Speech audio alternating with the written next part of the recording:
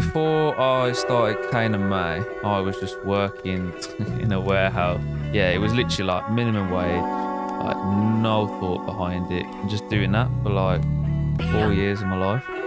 If you want to go and get what you want, like you've got to step on some toes along the way. You're gonna upset some people along the way, but what's the point in living your life for someone else? Like I am very, very strong on. People say it's selfish. I don't think it's selfish. I just think like, look, at the end of the day, I know what I'm worth. I know what I want. If I'm going to go want it, I'm going to go and get it. Like, and that's just how I see things, because I don't want to sit there one day and just think that I live my life for someone else's happiness, because like physically, what's the point? And I'll never understand it. It's self-belief, like more than anything. That's what manifest means to me. It's just knowing that if I really want to, I can.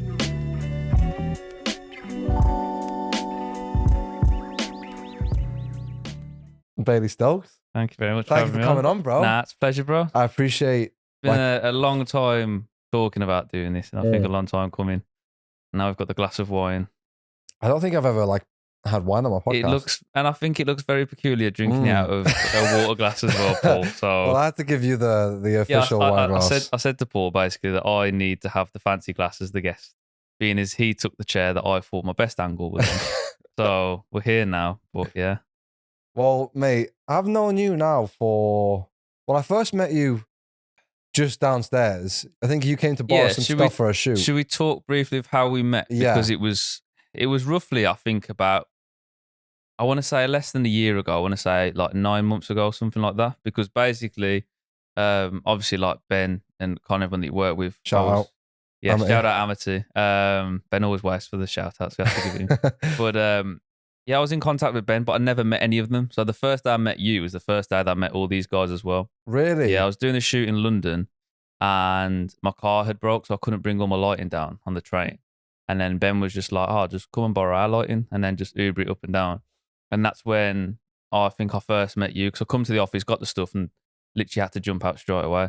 And then I think did you come for pizza or not? You didn't, did you? I didn't know. No, but I remember meeting you briefly outside. You talked to you that you was either just filming one of these podcasts or you was about to. I think so. I think I just filmed one, actually. Was it with a father and son? Yeah. Oh my God, that was with Will and his dad. I didn't realize it was that. That's when it was, because I wasn't remember even that long ago. It's got to be like 8 months. Yeah. Because when did we do shooting in Ibiza?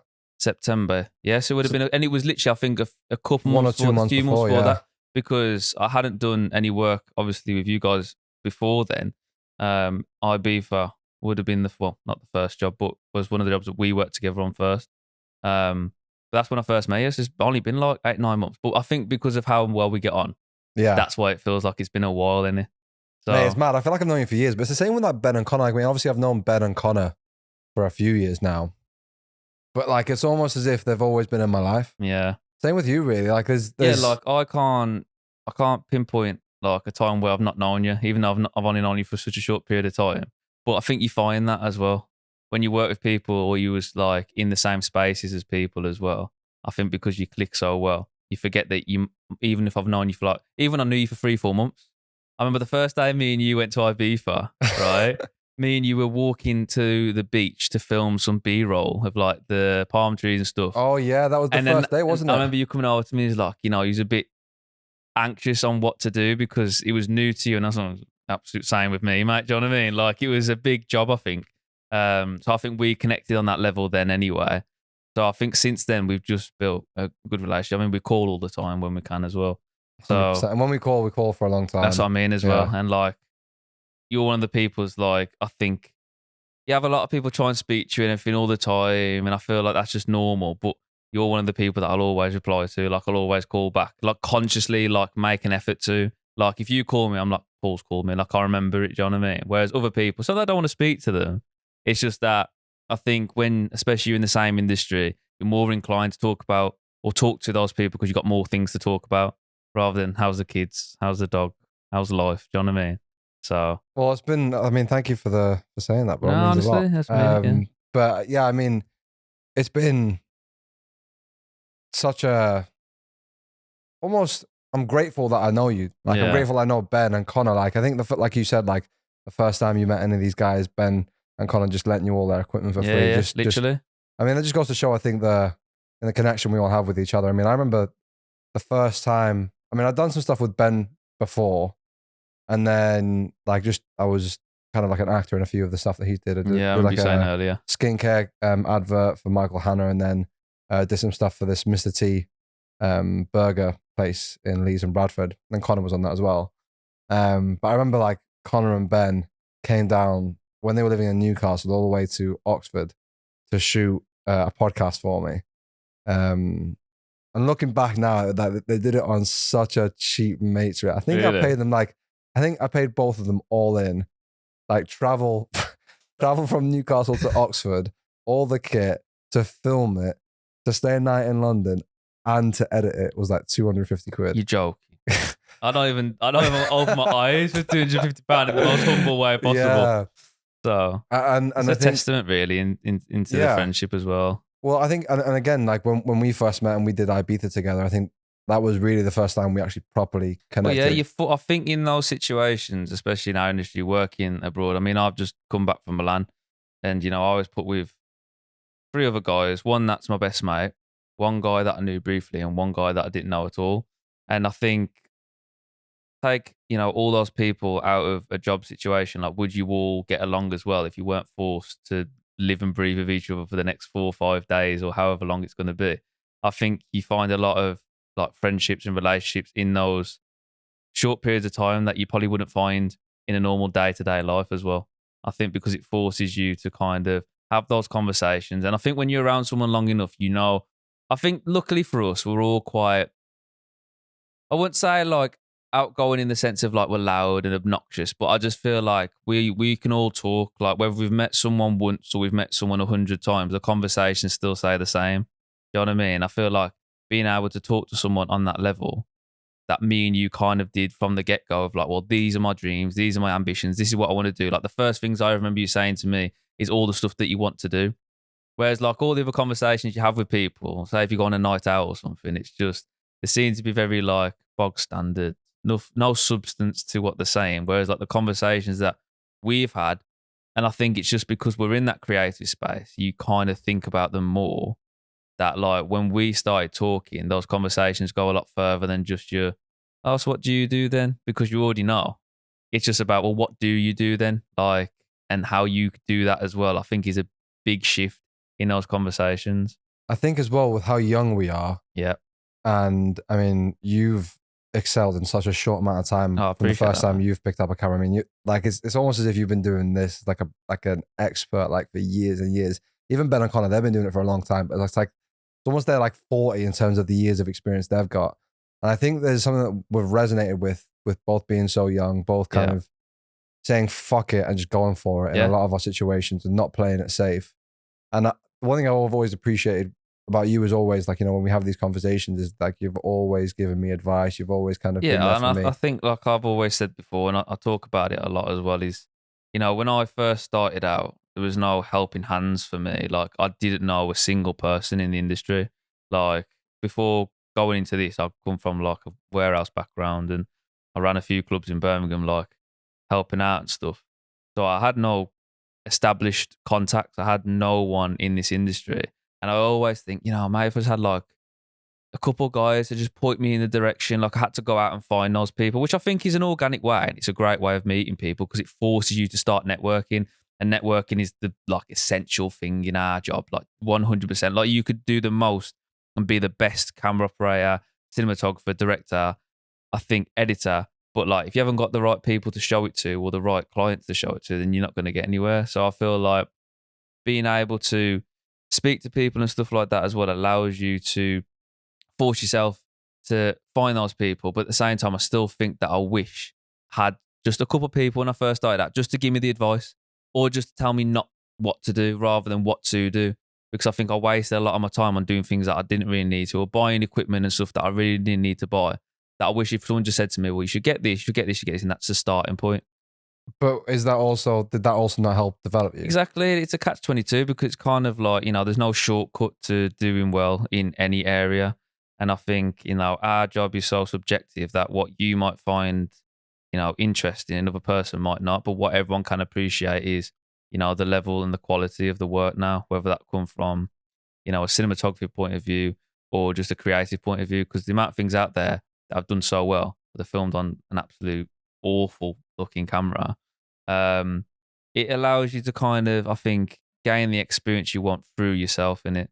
But there's certain things I think that if people just ask the simple question and they could get a direct answer to, helps someone so much more than you think. So whenever people speak to me or ask me questions, I'm never like one to shy away from answering them as best as I can. And I think that's the same with you. Like, I see so much potential in you. And I was just talking to you earlier about how far I've seen you grow. I think just from watching that previous edit, shows that you're out actively trying to do things. It's not like you're just getting a helping hand, because a lot of people might look at your situation and just think that. But I know, because I know you personally, that if anything, they're just an accelerator in that process, but you're still working hard to that. Because every time I have that conversation with you, you want to better yourself more, or you're asking how you can better yourself more. And I think that's better advice, is someone asking how they can improve rather than just telling them exactly what they need to do, because you're taking their experiences already and their skill set and then building on top of what they already have, rather than trying to just completely change the way that people do things. Because there's no two videographers or editors or anyone, I reckon, who do everything by the book or the same way. Everyone has their own way of shooting, their own style of shooting. And style, I think, is the biggest thing that will separate you from everyone. Because everyone had the same skill set, that's fine, but it's your style that'll sell you. Do you know what I mean? So I feel like it's just shaping someone's style, maybe from like a textbook point of view. Do you know what I mean? And I think that's a good way to give advice as well. I mean, I'm one of the best pieces of advice I've been given from this guy called Bruce. He's this YouTuber up north, and he saw me down at the UFC a few times where I've kind of gone down and done all my interviews off the cuff with no passes and stuff. And he always said to me, don't forget where you were when you were needing help and when you were trying to get up, because eventually the roles are going to reverse. Yep. And you're going to be in a position where someone is going to message you and someone is going to want help. And you kind of just got to make sure you put yourself back into that position and make sure that you give back. Because sometimes people, like, for whatever reason, whether it is ego, whether they get to a point. Yeah, ego's a big thing, isn't it? Yeah, and they feel like that because they've gotten to this place now, that almost they might not have time to give back to people that are trying. And I think that's one thing I've always wanted to try and make sure that I can take from that advice as well, just giving back. And like you said, every little helps, even if it's something small, it will help. It's about how you take that advice. And I feel so blessed to, come into this office every day. I think the biggest thing you always say to me is how like blessed you feel, how grateful you are, how much you want to give back to the lads. Like, you always are I think that's why people like you, Paul, because I don't think you're milking any situation in a negative way. You're milking it in the ways of like, I'm so grateful to be where I am, to let me get the most out of it. Because at the end of the day, like, a lot of people would love to be able to put themselves in with a bunch of experienced creators who do really well at their craft. But how many of those people would actively make decisions be in there as well? Do you know what I mean? Mm. I don't think a lot of people would, because I think a lot of the times, like, you could give someone absolutely everything that they require to get going or to do it or to make themselves better. And 90% of the people out there, they might improve a little bit. They ain't going to improve as much as someone like yourself would. Do you know what I mean? Because it's like you're hungry for a change. You're hungry to do better in this. You're hungry to do this. So I feel like that's why I think myself included and the lads see that value and see that potential in you, because it's like you want to do more with yourself regardless. I think as well, regardless if you was here or not, I feel like even if you weren't in this industry, still feel like you want to, because you have a lot of passion in a lot of different things that you do, but there's always passion there behind anything that you're interested in. And I think that's really hard to find. That's what you should be grateful for most as well, is just knowing that you've got passion in something, because a lot of people don't. Oh, I appreciate those words, man. I really do. I always say this to you. I look up to people like you. I also not mentioned his name yet, but he's a vital member of Amity Studio with Jake as well. Yeah, and Jake. I mean, Jake's brought so much to the table. Definitely.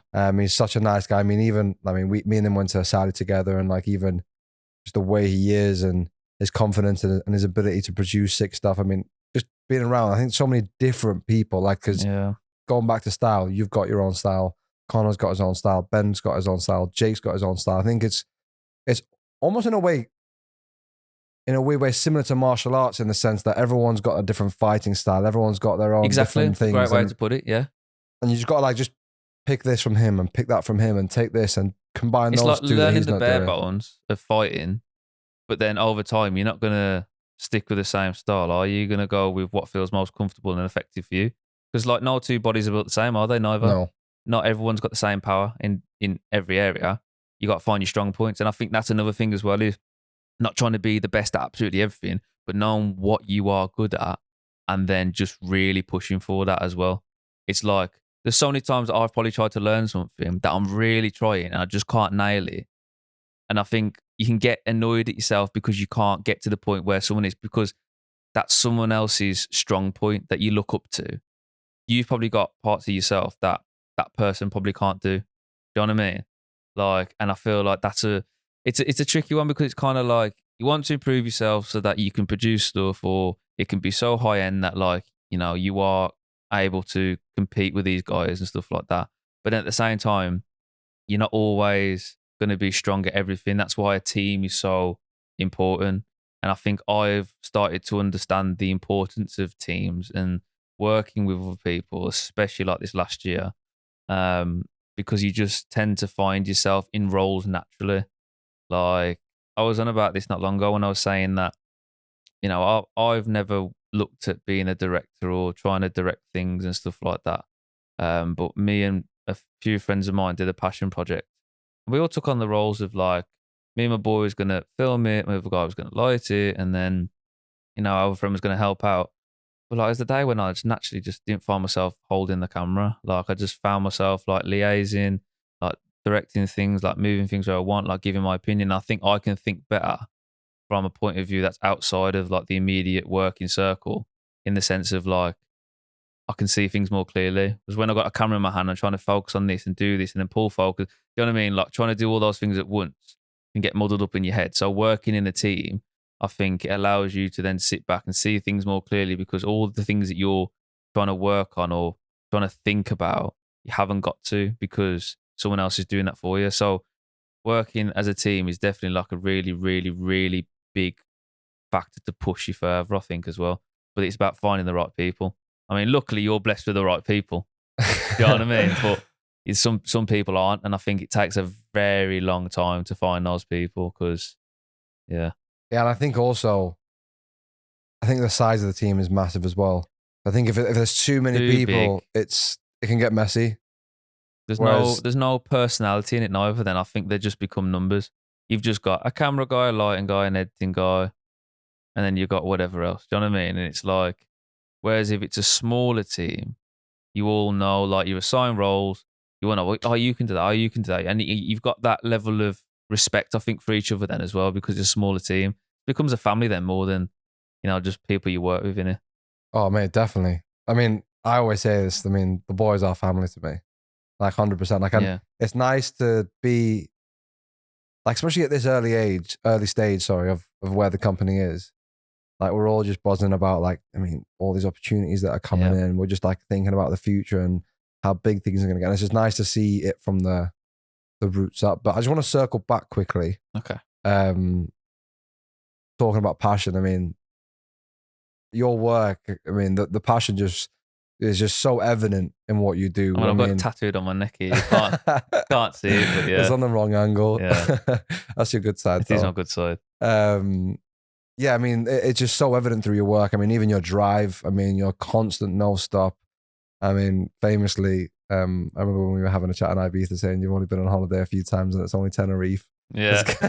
It's because you always just like to be active, just always on it. And I mean, you had your memory that came up not long ago that said it was 4 years, pretty much the day of you picking up your first camera. So I put a video, we was talking about coincidences earlier, and I'm a big believer in coincidences, and I feel like, you know, I mean, I've got manifest written on my neck, tattooed on my neck for a reason. But yeah, I did a video just talking about, like, I do them every now and then, every few months, just do like a little recap because maybe people want to listen, maybe people don't, but I do them anyway. Interesting. And a lot of people it's do. Nice, and I mean, like, it's just a nice thing for me because sometimes it's good to reflect, I think, on what you've done, and it's really easy to forget what you've done. So by me talking about them, it's like little mini self-documentary tapes. But yeah, I'd literally posted that video just talking about like I'm so like proud of how far I've come. And then same day I posted it, I wake up the next morning and I got a memory come up on my Instagram. I thought, what's this? And it was the day that my first camera that I bought had arrived. And it's funny because I didn't buy any of that stuff like to start the business neither. It was just through passion, like you said earlier. I just loved what I did when I was younger because I've been doing it for years. But I've never looked at it as like a job. What were you doing?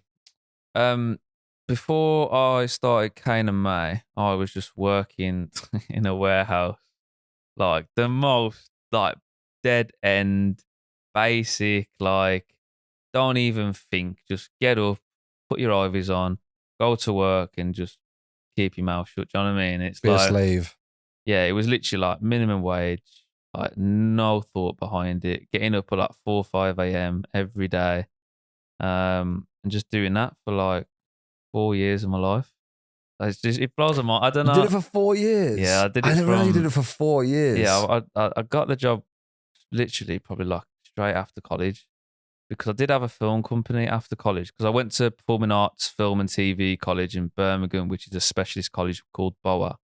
But I felt like I was wasting my time there. I was going to leave after the first year because I just felt like I'm learning nothing. Like I feel like everything they're teaching me is just what I already know because I've been doing film editing and creating videos since I was about 10 years old. But it was like literally left college, had a company called Kinema Films, which is where the Kinema comes from, with a couple other guys. But it just sort of didn't work. We're too young to understand business as well, and it just faded out. And I just needed money. I was 18 now. Like, I have to look after myself. So first job I applied for, got an interview, and it was literally like a minute down the road from me as well. So it's like ideal.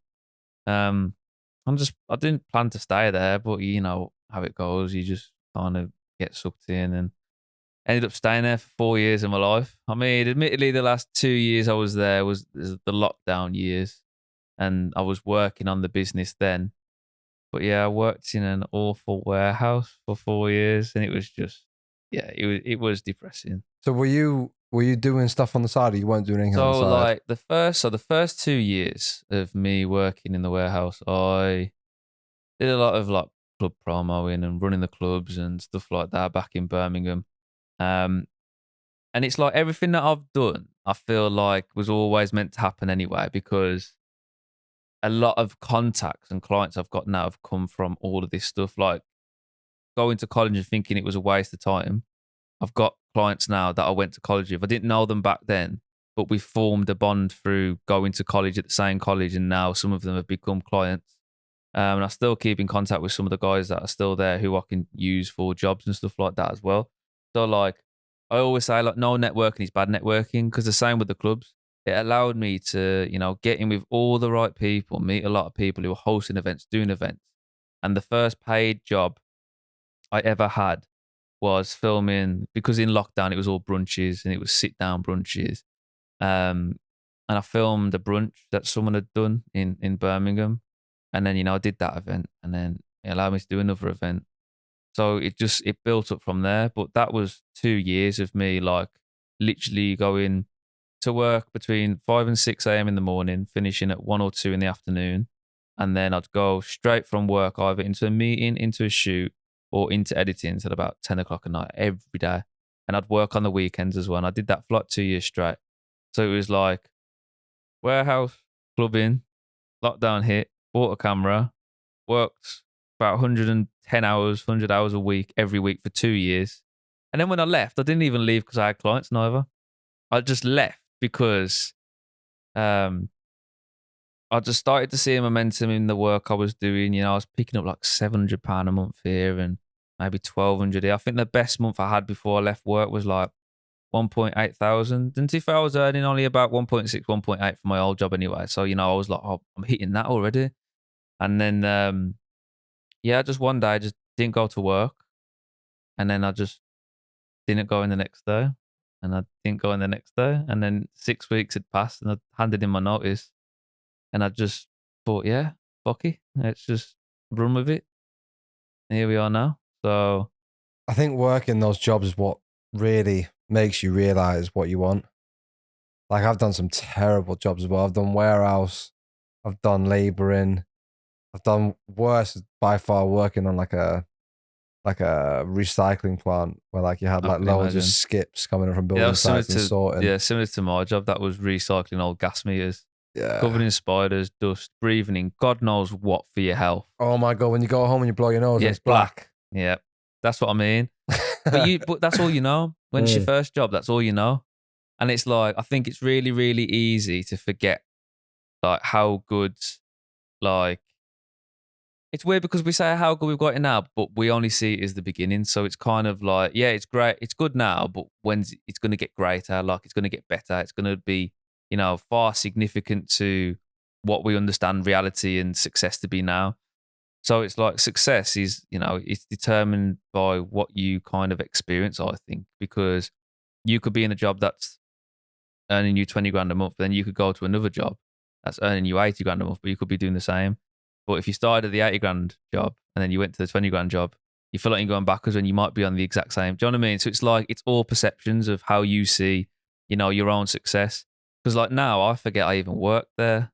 I forget all the stuff I've done before that because I'm just thinking about the next day, the next week, the next month, the next year, the next 5 years. And I think 'cause I'm always looking ahead, I never look back.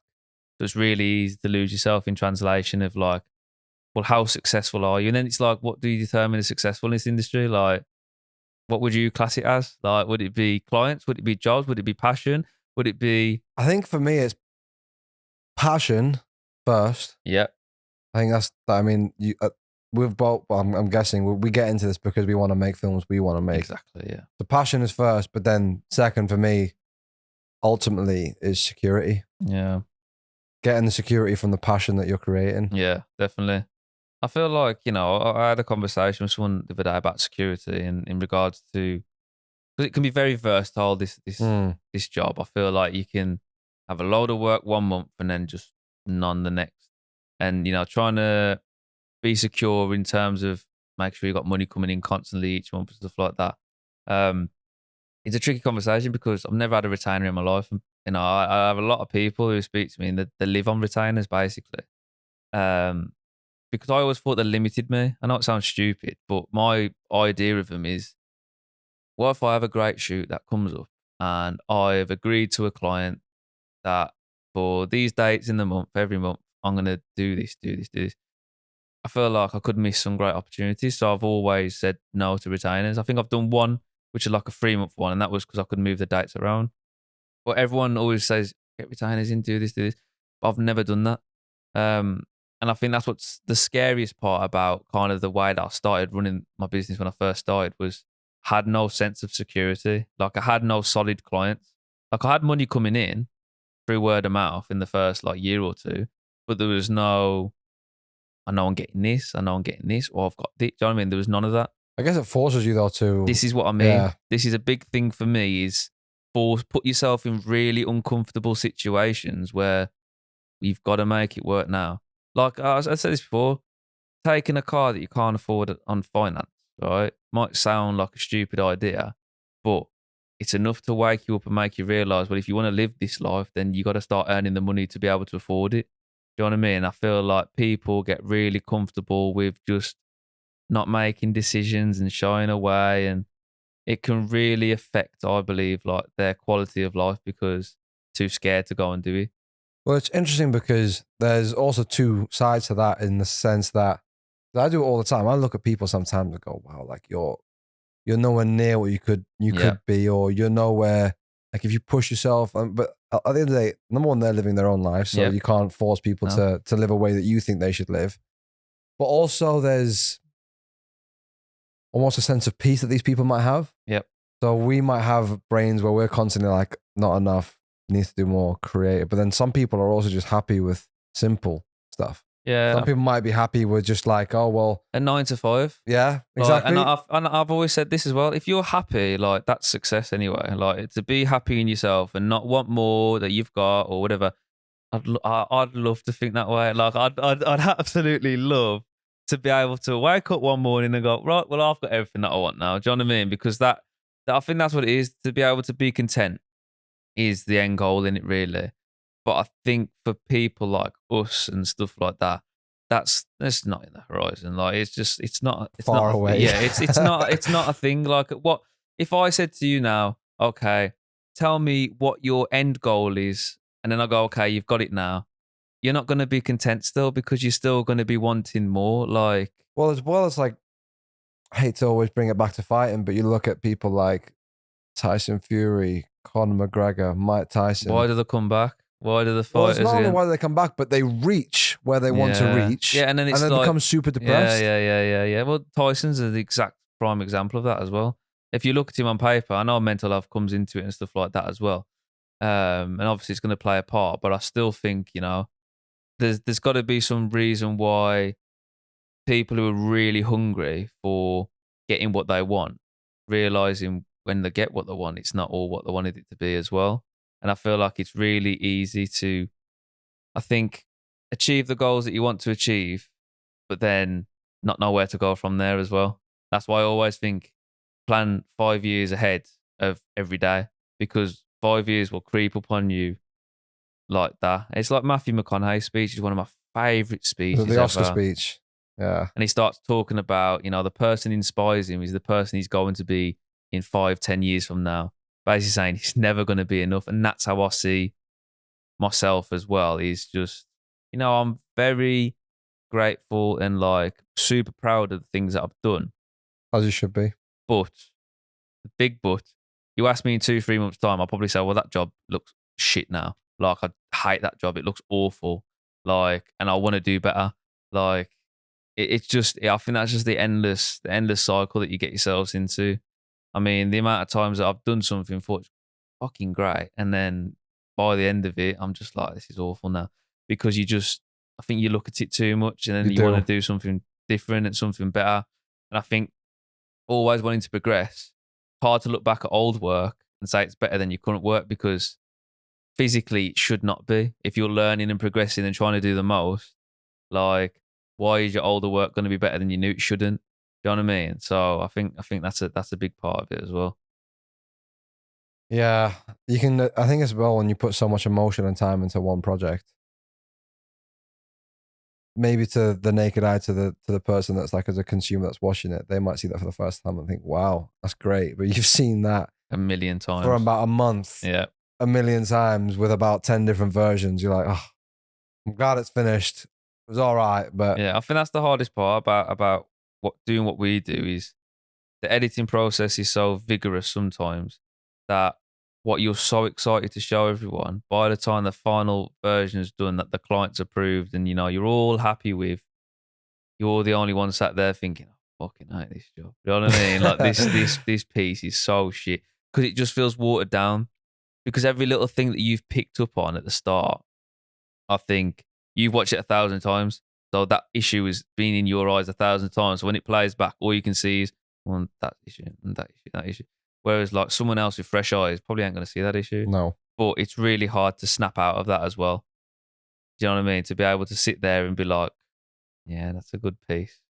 17 times later, yeah, that's a good piece. It don't work. Doesn't work like that. No. I wish it did. I wish it did as well. So you did, when you were younger, you did a lot of like Call of Duty. Yeah, so videos. Shall we talk about my proper claim to fame, shall we? So how I started out, I think there's 2 points in my life where I don't think I realized what I wanted to do in the sense of what I'm doing now. I just realized that that's where, I'd eventually end up.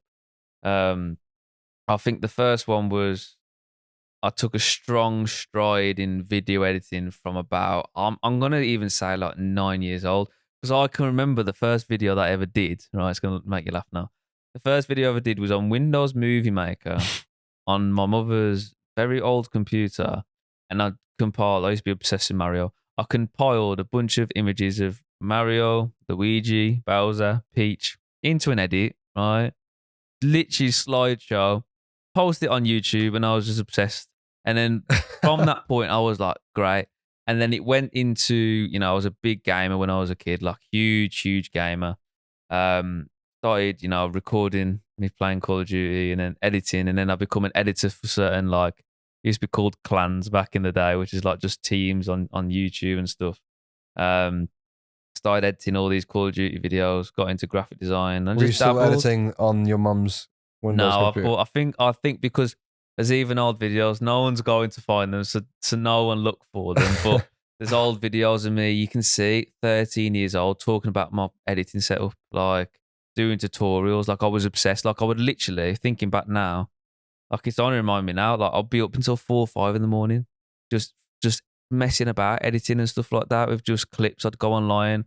There was a company who had a YouTube channel that would post like real life clips of like people skating and snowboarding and BMX, and I'd download them all off of this website and put them into an edit. And I think, you know, like the passion I had just for that alone was so strong. Like the fire that I had to produce these pieces, that meant nothing really. There was no thought behind it. There was no kind of like, well, I like, you know, this is my friend's video. Like it was just, I loved the idea of creating these videos, piecing them together and publishing them. Like, and I was just lived and breathed that for years and years and years up until the point that, you know, I went to college and studied it. Say studied it, it didn't teach me a whole lot, but you know, it started from a very, very young, early age. And I think the second point in which, you know, I think my thoughts on career wise, what I wanted was there was a series of YouTube videos from a guy called Devin Supertramp who used to do these huge scale like water slide videos on a fly cam, which is like an old gimbal back in the day, and it just used to look sick. And I'm like, I'd just love to shoot something as cool as that. So that was my first like thought into filming stuff. And then I went and watched. How old were you? I was about 15 then, because I got my first camera for my 15th birthday, I believe, which was a Canon 600D, which is like the classic camera that everyone bought. But it was like, I went to the cinema with my parents, and I remember it. We was watching Sherlock Holmes, and Great film. yeah, like honestly, to this day, like one of my favorite series of films is the Sherlock Holmes films, and I can't remember if it was I think it was the first ever film where he's in a stairwell, and then they're doing the super slow motion shots of him getting punched. And I think I read up online after it was the same guys that do all the slow mo guys stuff on YouTube that filmed that. But like watching that, and I was just fascinated by it. And I was just like, I always used to be obsessed with behind the scenes of films. Like when they used to do Planet Earth with Dave Attenborough, didn't care about the Planet Earth. I used to just wait until the end of the thing so I could watch the BTS of how they did everything. And I just found myself always watching behind the scenes of films and just being fascinated by it. And obviously picking up my own camera and starting to film some stuff, you know, and I think it just spiraled out of there. Like, I think when you know you've got a passion for something, you can try and escape it, but it's going to come running straight back to you because don't think you can fight off your feelings at the end of the day. And as well, I think when you look back, things make sense as to why you're in the position. Now you think back and go, Exactly. oh, okay, I understand where the passion came from. You know that scene, the slow motion scene with the rib? Yeah. They actually, yeah. I Do you want some more wine, by the way? That's all right. I got this for now. Yeah, that slow motion scene, the guy actually had his rib broken. Yeah, I think I mentioned that to you before. I think, I think it was you that mentioned so it to I me, think because they couldn't simulate that in post production, or maybe they just didn't have the budget for that movie. That in that actual scene, I think they physically broke his rib just to sell the. This is what I mean as well, like the level of commitments that people go to just to get the shot. I think that is fascinating in its sense. Like, even look at the Oppenheimer movie; they could have easily done that in VFX, but it's the fact that they didn't. Like Nolan, though. Do you know what I mean? It's like in the words of Tommy Shelby, if we can, we will. Do you know what I mean? So you're gonna be. I've never seen. No, I have seen. That's a lie. Don't tell you not watch Peaky Blinders. I have seen, but I only watched maybe half of one season and packed it in. Right, boy. I've just started rewatching it again. Really? Yeah. I think it's one of those where I just didn't really it's either slow have at the the time. start to get into. I think that's what it was. I think, and I should know that better than anyone because like stuff like Breaking Bad, my favorite series ever. Yeah, that's exactly. a bit I've slow watched to that get about into. 4 times as well, but that took me ages. I feel like with Breaking Bad, it's slow from the start to the finish. There's not one point where it's turning like, oh, it's getting good now. It just starts to get better, but it's always a steady pace. I think that's kind of like that with. Did you watch Better Call Saul? Yeah, I watched a one season, I think, of it. See, Better Call Saul is one of those as well where it's like pretty like tame all the way through. But like especially the first 2 seasons, it's pretty like mellow, and then like all the actual Breaking Bad storyline really starts kicking in, and you see all these characters, and Saul becomes Saul, Jimmy becomes Saul. Yeah, I'm guessing. So have you? I don't know whether I remember if this is right or not, but have you not seen many films? I feel like I've had this conversation. It's not that I've not seen many films. It's just like the classics that people will mention. It's funny because even though I'm in this job, don't enjoy films. That's it. Yeah, that's it. And I think people find that mad, but I think it's not. It's not that I don't enjoy films. I enjoy great films, but if you try and put on like something with shit acting or awful lighting or just things just don't look right, cannot watch them. For the longest time, I forget who it was. There was a certain company producing films, and there was a large amount of them. Couldn't watch them because it just looked the same across the whole board. And even if it was a great film, I just couldn't look past it. I feel like you ruin it for yourself because you start to analyze things a lot deeper because you know how they work. That's one thing that I definitely started to realize when I did film and media at college. Yeah.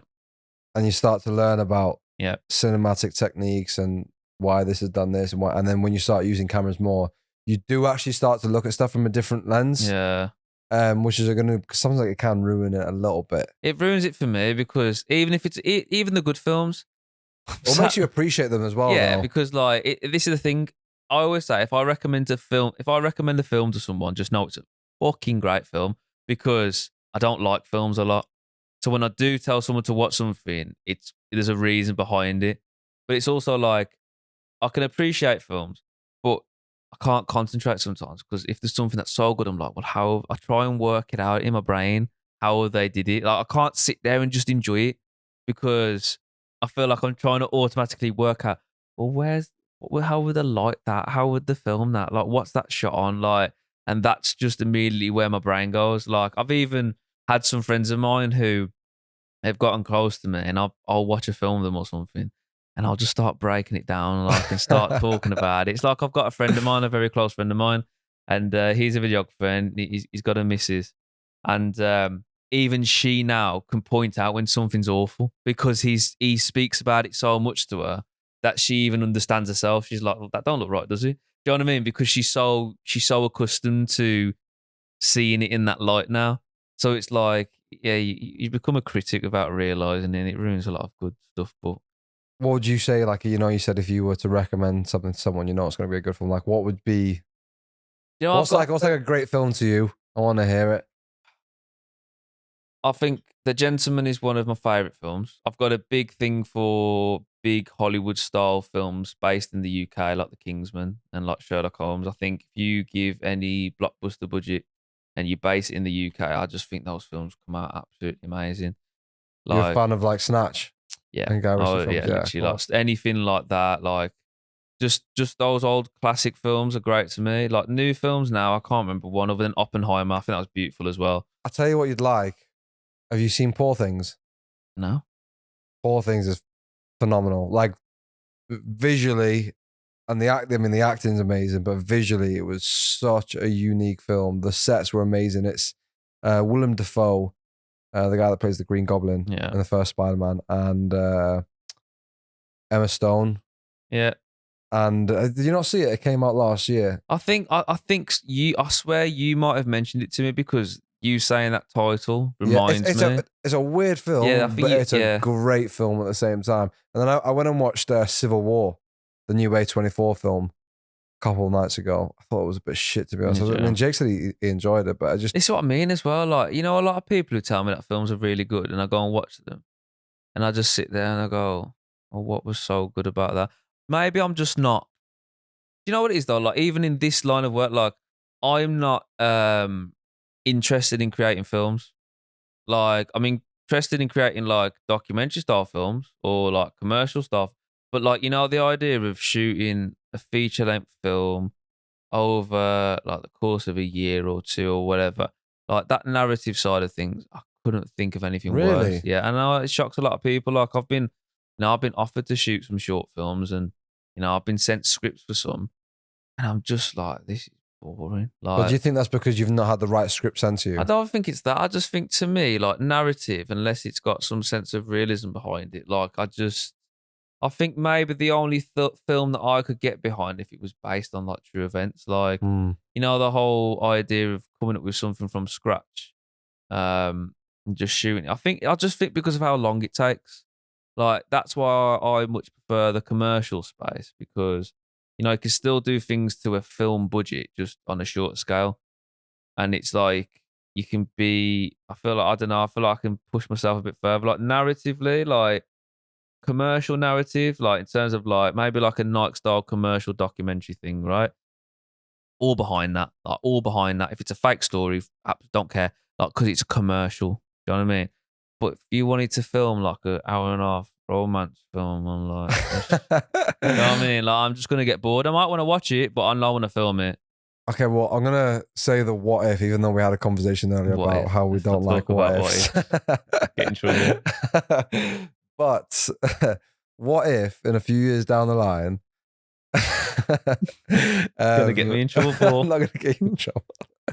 What if in a few years down the line, you've got to a place where like you're just settled like financially and you're just looking for a new challenge? And do you not think like something like a narrative piece that maybe has a longer lasting project but keeps you busy? I think if it was a feature length documentary, maybe, yeah. Like, and maybe it depends on my role that I'd be doing, like within the film. Can't ever see myself directing a film because I don't have the passion to be that invested to make the right executive decisions in order for it to be great anyway. Definitely wouldn't want to film on a film to feel like that's a very. I just feel like because films become such like large projects that like your effect is minuscule in the grand scheme of things. Whereas, not saying commercials aren't huge teams, like you can have a team of 50 on a commercial, but I just feel like, you know, your decisions are far more greater in that space. And I just think it's just far more interesting if I'm being complete. Like it just does not interest me. Like genuinely, like even TV series. I don't watch TV. Don't watch TV. I'm quite boring actually with what I do watch, but you know, I don't watch films. I don't really watch series. If I do, it's like once in a blue moon. You're not even a sport, like you're not really No, I into watch the sport. F1, but I don't watch any sport. I really don't know what I do. Like, I think I just work. And even though I'm not working, the videos that I do watch are about work. Like, if you go on my history, it's like how to color grade, how to edit this video, how to do this effect, how did they recreate this film. Like, that's all I watch. But you know, that's my passion. Like, it's what I love doing. And maybe I don't know. I like to do things. I mean, I would say I'm an impatient man, right? And maybe that plays into the part of, you know, well, films take a while to create. I've got a lot more patience as I got older. Maybe I got a bit wiser as well. But still, the idea of shoot something and you're not coming out for like 2 years to me, is just, you know, I feel like my passion would die. Like, don't knock it until you try it. I'm not gonna sit here and say it's never gonna happen because I mean I won't think I'd be sat across you, Paul, in London at 10 o'clock at night filming a podcast. Like, do you know what I mean? But thank you for helping me set this up. By the way, if it looks extra nice today, it's because I made Paul go a bit extravagant on the lighting. I'm pretty sure we survived actually. Yeah, so, I think it looks okay. Well, we'll hope so. The two best looking podcasts I've ever done was this one, and then obviously the one with the boys. Yeah, I'm trying to be a strong contender for the boys here, but I feel like they're still outdoing me. I'm definitely going to be impartial to that one because I love you all, so I don't want to give away. We'll have someone decide. I'm in the office with all them, so if I say you, mate, I'll get more shit for it. Yeah, very true, very true, very true. So, how was Milan? You were just in Milan. What were you doing? Yeah, so we flew out to Milan. There's a guy called, I was meant to see him today actually, but I mean we're still here. There's a guy called Harry or Hazza. I met him through my best friend V, he's another videographer, really talented individual. He does all the stuff for Ashley Kane, doesn't he? Yeah, he's done not a bunch all the stuff. Not all the stuff, but you know, he's done the majority of stuff for Ashley Kane. I think they're doing the challenge at the moment as well. But he does a lot of, you know, social, commercial stuff. He's trying to broaden his horizons in regards to work now. But really, really talented guy. Like we met just through having the same job and living in the same town. Obviously, he's moved to London now. But yeah, me and V, we've been absolutely best friends for like 2 solid years. like to the point where like I would die for B. Like that's the level that we're at. But yeah, he introduced me to Harry, and I hadn't met Harry before. Like I just knew of him. We followed each other. I did one job for him prior to this, and he needed someone to fill in a spot because one of his other guys, his lead guys, couldn't basically do the job for whatever reason. And he even said to me, he's like, I had a list of 30 people and I was going through one by one, who's best suited, and your name kept coming up like, can do this, can do this, can do this. So, you know, he calls me, books me on. I went, cool, let's do it. Didn't really have a clue what I was shooting, if I'm being completely honest, till I got there. I just went, yeah, cool. We had a bunch of meetings. And you know what it's like. And before you get to the job, you know, you want an understanding to some degree, but I'm very much a case of like, I will understand what I'm doing when I get there kind of thing. And things also change. Yeah, and that's the thing. Like, you can't predict what's going to happen until the day. Like, no matter how strong of a plan, pre-production, anything, like our schedules changed about 3-4 times in the end because we was just trying to make sure that, you know, everything went to schedule. So anyway, long story short, flew out to Milan for Milan Design Week for a company called Gaggenau. They had they had an art installation in this place called Villanecchi. Don't actually know what Villanecchi is. I think someone told me that, you know, it was built in the 17 or 1800s. I'm going to get absolutely rinsed if this is wrong now. But yeah, it was built years ago. And then I think now it's owned either by government or like by an individual, and people host events there. It's kind of like an open house where, you know, you get like an Abbey Hall that you can go and visit. Like you can take people out for a day out. Really beautiful, beautiful place. Like absolutely gorgeous. Like every corner of that place is like insane. Like, so then at the back of that, they had like their art installation, showcasing off just some of their new, you know, appliances and electronics they've got for the kitchens. For people that don't know, by the way, Milan Design Week, sorry, everyone kind of opens their doors and all the big brands come in. It's like just a massive show where everyone can kind of, it's like I said, people from all over come in. And yeah, it's just a showcase. There's a lot of architects there. There's a lot of design people there. You know, it's just, I think, to showcase like the leading innovative. It's all minimal now. Everywhere that we went in Milan, everything that we seen was all minimal. It's just where all these companies come together and just showcase off. It's like a portfolio of just design, really. So we was over there for 5 days producing all of the social media content, covering Gaggenau's week at Milan Design Week at Villanecchi. And you'd think it'd be quite boring filming, you know, a kitchen counter and some fridges, but I think, you know, there was a lot of elements of the day. And this just goes to show, you know, we're able to capture 5 days worth of content with 4 videographers and an editor and still produce something different. I think I ended up producing over 40 videos like that week alone. Yeah, I think it was like 42 videos in the end. So to be able to produce so much from so little, like it says a lot about how creative you can be when you're forced to be put into those places as well.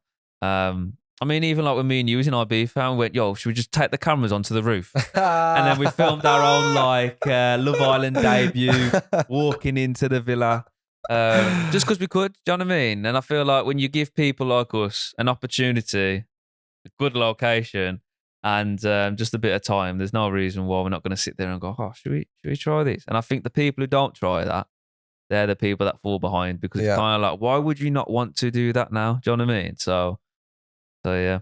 The Ibiza trip was good. Ibiza was amazing. So should we fill people in on about our Ibiza trip? Because I feel like, not that everyone needs to know, but we'll fill them in anyway. So obviously, like I say, Paul works with Amity, and Ben asked me if I wanted to work with them in Ibiza last year. So we all flew out.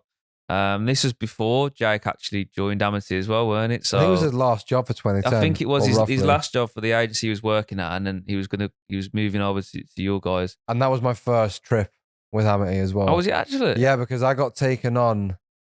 So it's funny, right? So I'll do a little bit of a back step. So I did like some freelance work for Amity in June for the USC campaign shoot. Right, okay. Oh, and yes, great shoot that was. Unreal. 3 locations: Manchester, Birmingham, London. Yeah.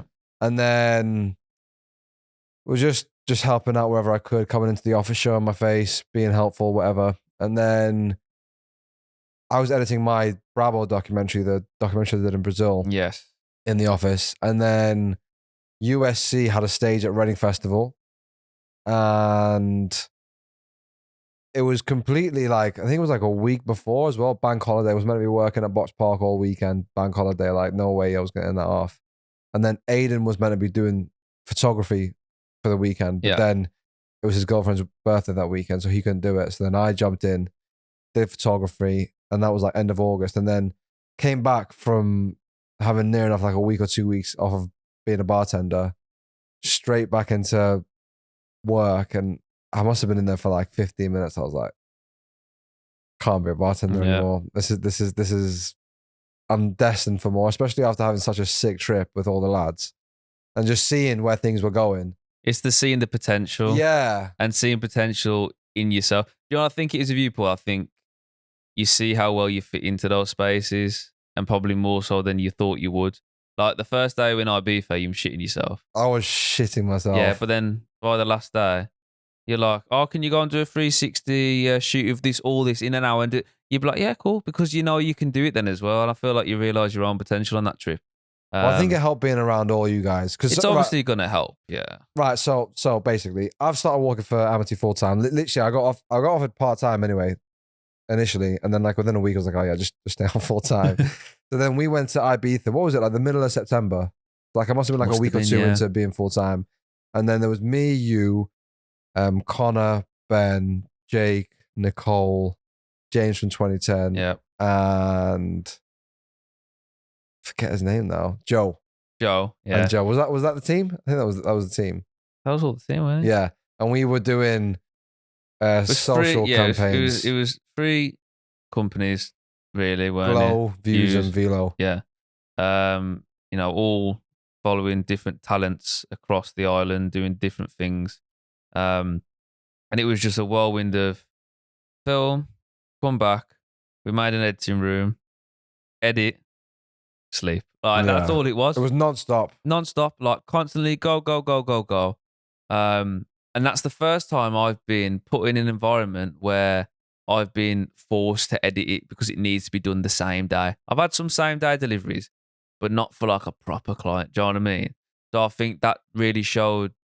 It kind of woke me up a little bit because I was kind of like, oh, I can't slap now if I'm able to do it. I remember, I don't know whether it was the first day or the second day. Obviously, everyone's had amends and stuff. You did an edit, and you didn't get amends. Yeah, so no amends. All of the videos that I did, right? I shot all of them. I edited 3 out of the 4 or 4 out of the 5. The only one that I didn't edit had amends. Every one of the videos that I did, no amends. And everyone else was like V17, V18. I'm just there like though. V1. You know what's so good about that? Like even the people that we were working with. I mean, Senego. I love Senego. Giza. Absolutely love Senego. You're going to Colombia to shoot we're going with back with Senego to Colombia in a few weeks. So that'll be.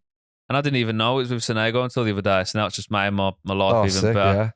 Yeah. And then we had Laura as well. Yeah. The Romanian beautiful model. Yeah. It's just a great group of people. Yeah. Like all around, like everyone had different characteristics, all different places, all different thoughts. And again, everyone got along so well. Like absolutely so well. I think one of the reasons why I was shitting myself as well was because, you know, I looked at everyone and was like, wow. Yeah, I understand it. Yeah. But like you said, when you're in a team and everyone's so well connected and we bonded so well, but as the days went on, I kind of just like, oh, well, fuck it. I mean, let's just get stuck in. You realize when you're into productions that no one's professional. I don't know if you've noticed this or not. You think, don't you? Like you go to these big sets and it's like rigorous, like. And every time I go to a bigger set now, or I do something with a lot more, I just slowly, more than ever, just start to see that people are professional in their own regard. But it's not what you'd imagine it to be. It's never that. Like, and not in a negative way. If anything, in more of a positive way, because it takes the stress off your shoulders. Because you're kind of like, oh, you do it like that. Like, but maybe we've also been blessed in the situations we've been in. Because I can imagine, like when you're doing a lot of the corporate stuff, like the BBCs and the ITVs, I can imagine that's I like. don't class them because they're not the kind of clients I think that we'd end up ever, work. Because I feel like that's the kind of company that you work for rather than with. Do you know what I mean? Yeah. And I feel like with the clients that we obviously work with, they've come to us or they're through an agency. And it just, it seems to be a lot more laid back, and I feel like that just allows you to be a bit more free and creative. Because if you all got someone breathing down your neck, constantly, you're not gonna. I don't think you're gonna excel as well as you could do if you had that kind of comfort and that relaxation. I think when you start to see it more happen, like on sets and stuff, you begin to realize it's just the normal. Like, a lot of people are just working out what to do when they get there. Like, you'll have a plan in mind, but I think 9 times out of 10, it's just trying to make things work where they can. I think as well, there's definitely an element of winging it. Oh yeah, oh yeah. I mean, I've 100%. winged 4 years of my life. How on earth I'm here, and to say the things that I've done, I will never be able to sit here and explain to you. I feel like genuinely, like I know we talk about hard work. I genuinely feel like I've winged my life for the last 4 years, and it's worked out. I can 100% agree. I'm the exact same, mate. But I think, again, that sense of winging it and kind of not thinking too much. Do you want to top up? Nah, that's all right, bro. That element of just not thinking too much about it and just literally doing it. Yeah, that's all. That's it is. the biggest thing as well. I think a lot of people, like, I get it's a scary world, and I get that, like, there's no straight answer to these questions that you ask yourself pretty much every day of like, well, how do I get here? How do I get? But the act of not acting, I think, is worse than fucking up along the way. Like, it's just it still baffles me how there's people out there that are just. They just don't do it, man. Like, I can't understand. It's really hard to have these conversations with people because I have people speak to me. They go, I don't know where to start. Like, how would you start? I'm like, I don't fucking know. I don't know how I started. It just sort of happened because I wanted it to happen. Like, and I was speaking to Ben earlier, and I remember when they offered me the first job I ever did for Netflix was the Top Boy job. And I remember I was sat in bed watching Top Boy at the time, and then Ben calls me. He's like, do you want to film for? No way. Yeah, this what I mean with coincidences. Like, it's really weird. And I'm watching it. I was meant to watch it, and I thought, I'll stick it on. I'm like 10 minutes into the first episode, and Ben calls me. I've probably still got the messages. And he goes, do you want to film for Netflix tomorrow? I went, doing what? He went, Top Boy premiere. I went, I was shitting myself. I was like, this is huge. Like, when someone says the name Netflix to you and you've never done a client like that before, and he goes, it'll just be you shooting and you editing. And I was thinking, Jesus. But in that decision, like, I could have easily gone, oh, like, I've never, do you know what I mean? And shy away from it. But I felt like just going, I don't want to do that. So I'm going to go and do it. And I've done that a lot in my life, especially these last 3 years. And it's led me to do so many incredible like things and have so many great memories. And I really don't think I'd be anywhere near where I am now if I just hadn't done the hard decision or the tricky or the scary decision. I feel like, being a man and putting your foot down and going, you know what, yeah, let's just get it done, and doing it, and then realizing it weren't even as scary as I originally thought. I think that's the biggest thing. Not the fact that I went and done it, but going to do it and then realizing that it wasn't even nearly as bad as what I'd imagine it to have been. And then it just gave me the confidence to do more and then do more and then do more. Well, it's also realizing your ability. And that's a big part of it, yeah, as well. Because you don't realize where you are until you do stuff like that and you challenge yourself and you go, oh, okay, well, I'm here now. Still to this day, that Top Boy video is the best video I've ever done, by the way. Unreal. It's just unreal. We said earlier about looking back at previous work and going, I can't, that should be awful. That's one video I look at and I go, oh, yeah, okay, I did that. Do you know what I mean? So yeah. But that was a very hard, not hard in regards to I didn't want to do it, just very scary for me to do.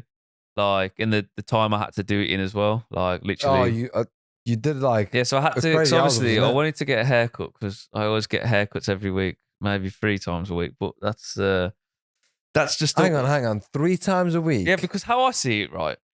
Bro. My hair grows quick. My hair grows quick, and this is a shout out to my barber. He's not going to complain because he's getting paid, right? But if I've got events on, stretch out throughout the week, I could be going, how I see it as a man, if I have, right, a trim, I am more confident. Same way if I have a tan, I'm more confident. If I've got a client meeting and I don't have a trim, I'm going to walk in there and feel like I'm a little boy and not a man. I'm not going to get what I want out of it. The amount of times I've gone and had a trim and then gone into a meeting and come out of it feeling great because I've been so confident. It's the same with going into shoots. I don't know who I'm going to meet. I don't know who I'm going to network with. I think looks, as shallow as it is, plays such a huge part in any business, because if you dress awful, or you not awfully in sense of like your stars, mean like your clothes are dirty or they don't fit you right, or you don't have a good haircut, or you just look scruffy, right? I find it hard to take those people seriously and look at them as professional people. So I want to always look, if I bump into someone in the Asda, for example, like I know what I'm on about, like what he's saying, why would I not believe him? Look, he's dressed the part, he looks the part. And haircuts to me are that. It's like a man's makeup at the end of the day. So it's like, for me, I don't care if I've got to go and have a haircut 3 times a week because I've got 3 events that week. Like, I know I'm going to go and do a job better or speak to people better because I feel better in myself as well. It's just a proper, I think it just comes down to just wanting to just be the best version of myself all the time, constantly, whether that be in work or in looks. Like, it doesn't really matter. So yeah, but going back to the Netflix thing now, you're not as shocked anymore. Literally was up at 7 to get a haircut, travelled to London, shot in London till 11 at night, then drove back home to Birmingham at like 3 in the morning, and then had to deliver the content by 4 p.m. So I've been up from 7 in the morning to then 4 p.m. the following day. So that's what, like 36 hours? Yeah, something like that. So that was a bit stressful, and I've not done that since, other than The Crown, actually, when we did the premiere for The Crown, and then brought the footage up to me to Birmingham. We were both on FaceTime to each other. Oh yeah, because I was doing other social asset similar, not as difficult as yours, but we were both up until silly. I remember falling asleep many times at that computer. I got the footage at, was it like 1:30? Yeah, 1:30. Started the edit, fell asleep. Ed drove them up to you, didn't he? Yeah. Yeah. Woke up at 3 a.m. Edited again, fell back asleep. Ben's going, how you going on, bro? I'm like, yeah, it's great, man. Fell back asleep. But again, like up against the clock, man. Gotta be done. You said it's gonna get done. And I think a big thing for me is sticking to your word, like not just in business, essential in business, but in life. Like, if you're gonna do something, even if it's wrong, right? Just stay with it, like stick with it, like be a man of your word. And really, I think it's a testament to me. Like, if I say I'm going to do something, unless there's an awful circumstance, like there's no reason why I shouldn't do it. Like, because I wouldn't have said it in the first place if I'm not going to go and do it. Unless that is out of my control and I can't control the issues or something that's around, I'm very, very, very strong on keeping your word. Like, I drill that into a lot of people. Like, there's 2 things I drill into people is get your gyms every week. I'm not joking. I transform so many people's lives, and you stick to your word. I just think, what kind of person, especially what kind of man, can't hold their word. I can't lie. I think I'm very difficult on myself sometimes, in the sense that I put a lot on my plate. I think sometimes you need bringing back down to earth, not in the sense of your ego. I just mean in the sense of like my ideas. Yeah, like yeah. I think what you do is you have a million ideas that are all great, and you try and do them all at once. Yeah, which is not a bad thing, but it's not realistic. Not even it's not realistic. I just think slowly but surely you're not where you need to be yet in terms of your own head. So going to try and do something that I can't even do yet, like aspire to do that, but do the smaller things first to allow you to get to that point. I think I just let myself down on just like gym. Like, this is what I mean. I think this is what I say to people when people come to me and they say about goal setting and like where should how would you like start this journey, right? And start telling me I want to do this, I want to film this, I want to do. I'm like, right, okay. Talk to me about your general life. What is it that you'd like to do? Well, I'd like to go to the gym more. I'd like to eat cleaner. I'd like to drink more water. I'm like, okay, cool. Start with the water. Like, start drinking the water more, right?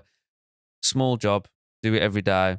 You forget 1 or 2 days. You get back on it. Do it till it's consistent. Then that's out the line then, isn't it? Like, you've done that. And in your head, then you're like, oh, I can do that now. I'm doing it without thinking. Cool. When I go to the gym more, okay, we'll start going like 2-3 times a week. Start going 2-3 times a week. You're drinking your water. It becomes second nature.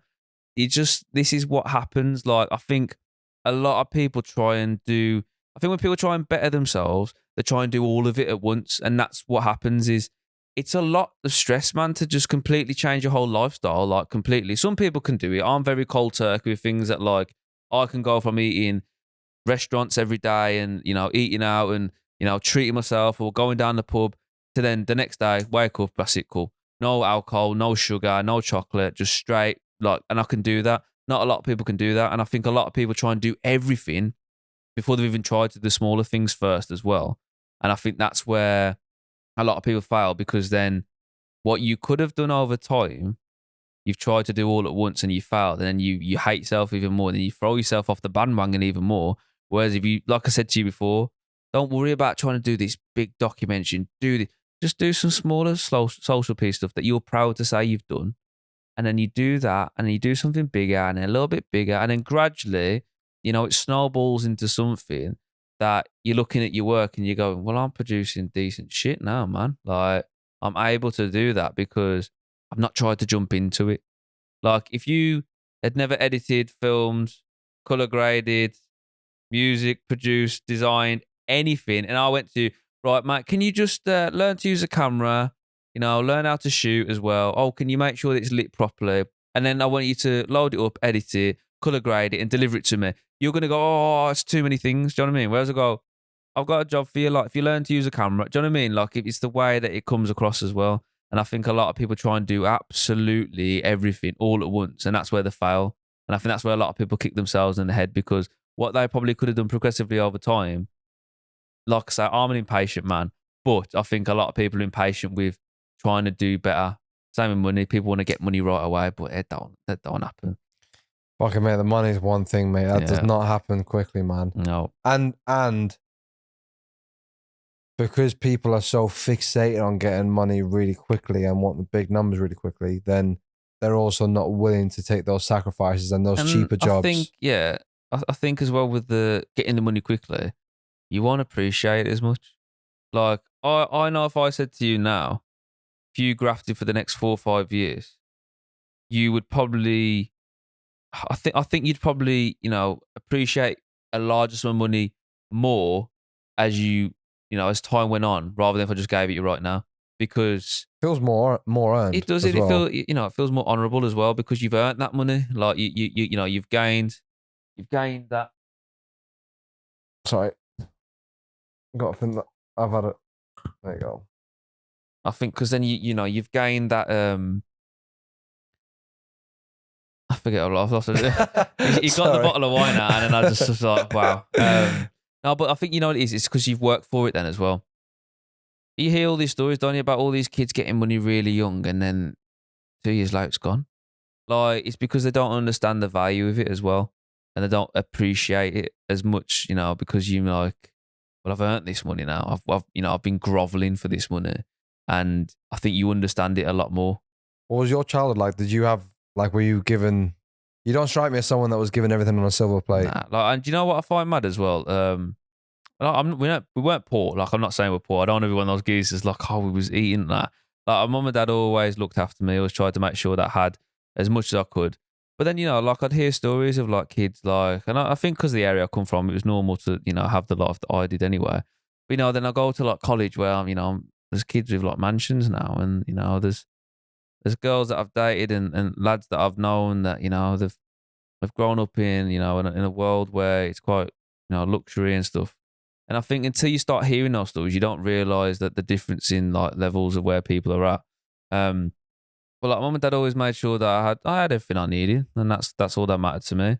Never went on all these fancy holidays and trips away all the time, and fancy meals, and my family are quite reserved in the sense of they're grateful for what they've got, and I think they're comfortable with that. If they could have more, they'd have more, but it's harder when you've got kids and you're a young family and stuff like that. But I'd still remember when I was younger, and I think my passion for what I do is strong. I love creating, I love my job, but my passion for money is stronger. I'm a huge advocate for going out and getting what you want. And I think that really comes down to when I was younger, if I wanted something, right, I would literally do anything. I remember, it's going to be a funny story because I love my clothes now, but I was 7 or 8 years old. I think I was 7, and there was not a word of a lie, there was a blazer, a suit blazer at my mum's work. 'Cause my mum used to work, well, she still does, works at Next. And I was like, I really want this blazer. It was £70 or something. I was only 7. And I just literally, anything I was getting pennies off the side, anything I found, any way of making money, I was obsessed with doing it because I was just I want that. I've always had that drive. I want that. I'm going to get it. And that continued throughout my whole life. Even as I started to get older, all the games I used to play, if there was an essence of me creating wealth or like building a bigger city or do you know what I mean? Any games that included money, I'd become obsessed with them. Like to the point where it's like it meant nothing. Like I'd play them rigorously because the idea of growth, like from a financial point of view, to me is huge. Like it's absolutely huge. So it's like I love what I do, and I think I'll do really well and carry on being successful in it. But I don't think this will make me my money that I want to make. Like this is purely passion. But like the fire and the drive I've got for like money making and business is just insane. Like the amount of business books I've bought over the years, and just I used to check them. I still do. I check my bank account like 14 times a day, even though I know exactly how much is in there. Because it's just to me, like I just love seeing figures. I love numbers. I love seeing money. Like I'm just obsessed with all of that. It's crazy as well because you have so many people that try to make it out as if money isn't important and money isn't everything, which to a degree, yes, I guess they are right. But mate, money, I always say I am money motivated. Yeah. Money motivates me. Yep. It's not the monetary value. Like it's not the materialism of money that I'm motivated by. I am motivated by having freedom, and money brings you that freedom. Yeah, because so there was I think there was a study where it looked at a bunch of people in terms of salaries or what they was earning, and I think it was after I can't remember if it was. I think it would have been pounds because dollars is not a lot, but after £72,000, the difference that increase in money made in comparison to like anyone before that was far less significant. So like say someone earning 50 grand a year compared to 72 grand a year would make them a lot happier. But someone earning 72 grand a year up to earning 100 grand a year, there wasn't like a big change in happiness. And it just goes to show, and you hear it all the time, don't you? You hear celebrities talk about it like, oh, money don't bring you happiness, stuff like that. But like you say, I think it's what people are searching for is the freedom. And I think earning vast amounts of money in a 9 to 5 in comparison to earning vast amounts of money on your own is a whole different level of freedom because you're not tied down to, working X amount of hours a week. If you want to go and that's what I think the job that we're in is great as well because, if I want to go and take 6 weeks off like I did at the start of this year, then, if I've got the money to do it, then I can go and do that. And to me, that is freedom. Like financially free, I think would be a blessing to be able to just, oh no, I ain't got to worry no more. Everything's paid off. I've got money coming in. But then I feel like I'd also be lost without a bit of structure as well. So I think you need a fine balance between, a work life and still being free enough to go and do what you want. Because what's the point in retiring so early? Does the future of the world scare you? Yeah, I think, I was having this conversation the other day of like whether I'd stay in the UK or, where I'd go. And I, as much as I hate the UK, I love the UK. Like I love the culture. Like I love not a lot of the culture, but especially where I come from, like it's a lot of working people and just laughs and people who don't take themselves very seriously and not a lot of us judge. And I love that as well, like UK humor. You just can't find it anywhere else. And every time I go away, like I'm obsessed with traveling to different places, like Tenerife. Yeah, Milan. But I'm obsessed with going to different places and experiencing cultures and stuff like that. More so as I've got older. But like I've never been a big travel bug in the sense of like I need to go here, need to go here, need to go here because I'm so happy with being at home. So I feel like I'd probably live here all my life, but I won't live here completely all my life. Like I feel like I want a place here and a place there and visit this, and that's what I like with this job, and especially this year, like traveling. Like I went to Tenerife, then went to Milan. Now I'm going to Colombia, and then Ibiza, Croatia, Santorini. Like all this year, I'll have travelled more this year than I probably have in the last 5, 10, 15 years of my life.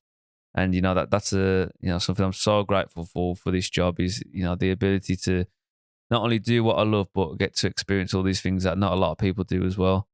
So the future does scare me, I think, in regards to like the UK. But then again, the future does scare me in any other country as well. It's not just here. That's the exact same. I don't think you can really understand it until you live here, and I think it's uncertain. So it's just you roll with the punches, don't you? And I feel like anywhere you want, and that's the same with being financially free. Like I'd like to be at a point where if anything did happen, I've got my money to make sure that if anything goes fucking shit, man. Like, you know, I can get out if I need to. So I think that's a big motivator behind it as well. Not just for myself. I mean, you know, for my family as well. I think for me to be financially free would only mean I could make them financially free as well. That's a big thing for me. But yeah, like the future of the UK. It's a mess, man. Like I think I have a different perspective on it because I came here. Yeah, I wasn't born here. I didn't grow up here. I was born and raised in Malta, and then came here when I was 18. I just find it mad because when I first met you, I didn't know I didn't know any of this, and he just tells me he's a beautiful Maltese man, and now it all makes sense. Why all the girls love him. So it's yeah, well, obviously it's mad because I don't sound Maltese in the slightest. My mum's English. She's from Southampton, and then I've lived in. Well, English was always my first language. I was always the English speaking kid in the Maltese school. Yeah. But yeah, like the UK is great. I mean, so great. I mean, especially if you come from like the middle, depending on where you are in the Middle East or these more deprived countries, you come to the UK. I mean, it's full of opportunities. Again, yeah. I mean, I'm super grateful for being here. It's got so many more opportunities than I could ever wish of getting than in Malta. And I do love London. I've been in London for like a year, or literally a year. And I see London as being my base, I think. Yeah. Like I said, there's just so much going on here all the time. But I saw something that, I mean, growing up in Malta, like the corruption was so, I mean, in your eyes, in your face, you see it all the time. So my faith for politics has pretty much been nil throughout my entire life. I have no faith, which is scary to not have any faith in politics, to not have any faith in the system that's meant to be there for change. It's an easy thing to not have faith in, I think, in this day and age, isn't it? But which I think is scary because I can sit here and say I don't like the system and I don't believe in any politician, but at the end of the day, like, what's going to change that? There's nothing to replace that with. If you replace that, it's just anarchy. So I think for me, the motivation to be financially free for myself and for my family comes from the uncertainty of the time that we live in. I think we live in such a blessed time, and I feel like I've said blessed so many times this podcast. Yeah, I'm the same. But we live in a very amazing time. I mean, we've got the best technology we've ever had, and we're able to communicate to people it's how crazy is that? Our parents grew up in a generation where phones weren't even a thing. Yeah, I saw that on. I was watching the Joe Rogan podcast the other day where they go in their lifetime, because it was on about if the Big Bang comes to tuition again in, you know, whatever, and they were saying in their lifetime they have experienced where if you didn't ring the phone and they didn't answer, you had to go and knock on the door, to now, you know, you can physically just like call someone, phone someone, text someone like instantaneously. So how far is it going to be from turning up to someone's door to calling them to text them to now just being able to be there? Even further than a phone call. I mean, I could literally ring my mate Josh, who's in Australia. Yeah, exactly. Within an instant, I'm connected to the other side of the world. And on a video call as well. Yeah, on a video call. Like, see, in clear quality, no latency. Like, it blows my mind. It blows my mind that we can do that and we still can't get strong Wi-Fi. Do you know what I mean? Like, I mean, there's so much to break down in the things that we should be grateful for, but then also like the. But again, then you know, you can sit here and say we're so grateful for those things, but it doesn't shadow away from all the awful things as well. And I think that's what people get confused as well. I mean, there's a large portion of society where social media has absolutely destroyed them. It's destroyed, especially kids growing up now. I mean, we had a childhood. I was saying this on a previous podcast, where we had a childhood where we had no phones, we were out and about. Whereas now kids are being thrown an iPad like 4 years old. We were just a generation of just still having a youth in a way. The last generation. And I said this the other day. Like, when I was younger, like when it was Christmas, like I didn't want a designer T-shirt or like a Moncler jacket, and you feel like kids now, they want a balaclava, or they want a certain like designer T-shirt or bag, and I'm thinking, I didn't even know what those brands were when I was your age, and it's just through social media. And it's weird because it's like, in our job, we're grateful for social media because we need it. because we need it in order to survive. But at the same time, you know, it does have a lot of negative correlations and stuff like that as well. But there's nothing I feel like it's past the point now where, well, what do you do? Like, for the generations, you know, before, I mean, after us, it's like there's not a lot of there's not enough control now, where I feel like everything is so easily accessible. I mean, even when we were younger, Google was like the most amazing thing because you wanted to go and Google something, you'd have the answer. But now you've got videos demonstrating that and people talking about all these different subjects in an instant as well. And what's crazy, if you go into a deeper level as well, is I honestly think one of the biggest problems that we have is our access to information. I think we have too much access to information that we can't process it all. I mean, it's so incredible how you can go on your phone and in the space of 5 minutes nowadays, you can be scrolling and you can see this celebrity with his Ferrari in his mansion, and then you can scroll and you can just see other people that are like going out and they're buying bottles at a nightclub, and then in the same scroll, you could be seeing a video of someone being bombed and killed in Palestine. Yeah, do you know what? It's a good comparison as well. When you talk about too much information, it's also like I put this into comparison years ago. So when I was young, I used to be like obsessed with the gym. Like I think I get obsessed with a lot of things, but I was super obsessive to the point where like I'd research everything, I'd look at everything, and like it was so simple back then. Like in terms of getting information for what I wanted, for what I needed to do, and in order for it to work, right? And I remember going to the gym and just knowing what I needed to do. And then, I took a few years off the gym. I was working and stuff. And I thought, I'm going to get back into it. Start doing my research. I've never been so confused in my life. There's so many conflicting, like, opinions. There's so many different, like, approaches. Like, I can't imagine now trying to find out something because there's just so many people talking about it. It's just like, it's so confusing because you got one person saying this, then another person saying this. But then you're like, well, he's got to be credible, but he's also credible. And it's like, you don't know what to believe. You don't know what's true. You don't know what's not true. Like, and I think that's where the information is becoming awful because everyone now can have a voice if they want to. Like, I've got a voice on this podcast, and that says a lot. Do you know what I mean? So, yeah, and that's what It's figuring out what is real and what's not real. I think, especially, politically, with what you see and what you don't see. I mean, Elon Musk really did save a lot of free speech. I don't know how tuned in you were to what well versed I am with the situation. Well, I mean, he bought Twitter. I mean, I don't know whether did you follow his Twitter files that he was releasing when he bought Twitter? No, I haven't had Twitter in about 10 years. I haven't. So we're living in a generation, whether people want to accept it or not, where people's free speeches are being taken from them. Battery's going to die. Should we change it? Yeah. No, it's going to die. Okay.